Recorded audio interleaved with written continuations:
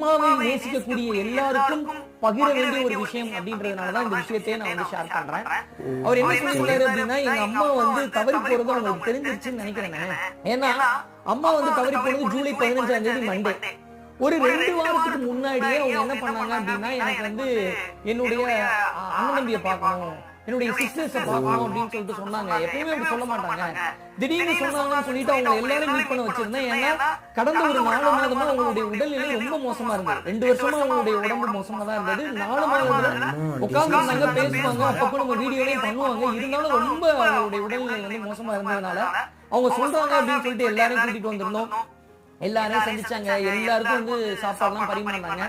அதே மாதிரி 15ஆம் தேதி மண்டே அன்னைக்கு அவங்க தவறி போனாங்கன்னா, அதுக்கு முந்தின நாள் வந்து தேவி அம்மா என்ன பண்ணிருக்காங்க அப்படின்னு சொல்லிட்டு பாத்தீங்கன்னா, நாகராஜன் அவர்களை எழுப்பி சண்டே மார்னிங் எழுப்பி, நீ போய் ரத்தம், சிக்கன், மட்டன்